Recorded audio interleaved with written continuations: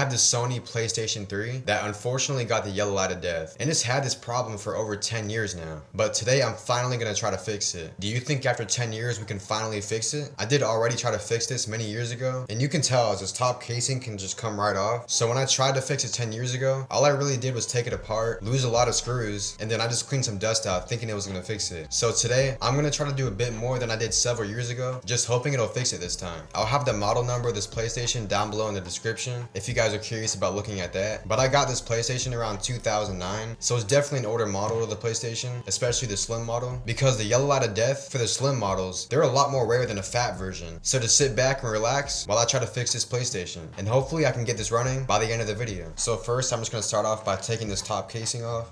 I did lose a lot of screws when I took this apart years earlier. First, I'm gonna take the power supply off. Now I'm gonna remove the Blu-ray drive. Now I can take the motherboard off.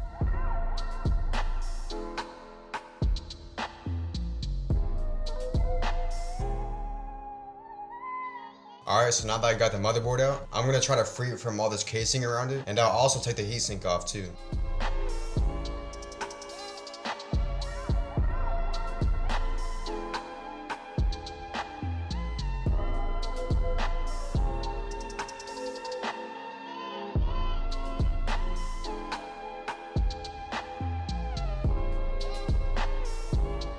So it was an absolute pain getting the motherboard out from these two metal shields that were covering it, because most of the screws, it kind of felt like they were fused to the metal shielding, but there was this one screw that felt like it wasn't gonna come out, and it just felt like I was trying everything to get it out. So I just ended up bending that metal shielding, and I know I shouldn't have bent it, but I can't just bend it back to place, so it should be fine. So to clean up that really dried up thermal paste, I have some 91% isopropyl alcohol. And that thermal paste should be gone, so I can apply some more later in the video. So now I have everything off of the board. So my plan is, I have a heat gun, and I'm basically just gonna try to heat up the GPU and CPU to hopefully reball any lost connections. I'm definitely not a professional at doing this, and this is really just for fun. So now I'm gonna get the heat gun, and then I'll get to heating this board up. So I have my heat gun right here. Now let's start heating this board up.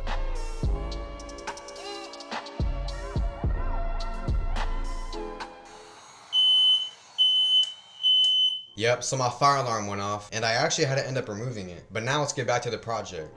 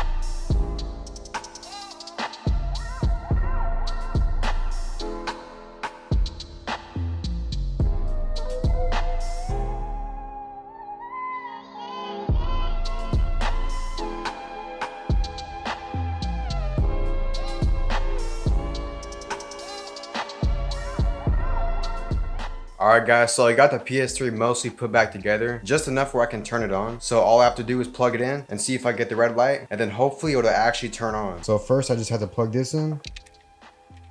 And if I take a look at the power button, we can see, wait, there's no red light. So I think something's definitely wrong with the PS3. I had to mess something up because it's not showing any signs of life, and nothing really happens whenever I press the power button or the eject button. It's kind of sad that this didn't fix it. I mean, I don't really know what the problem actually was, but it's still kind of sad that this PS3 may never work again. So I do have one more idea of how I can get this PS3 possibly turned on. So even though it's not showing any signs of life on the power button, I do want to try inserting a disc just to see if it'll turn on that way, because who knows, maybe this isn't working correctly. Oh. So as you guys see, we got the 3 beeps. So that means that the yellow light of death still isn't fixed, but at least we still have signs of life for the console. So that means that there's still a chance for this thing to be fixed.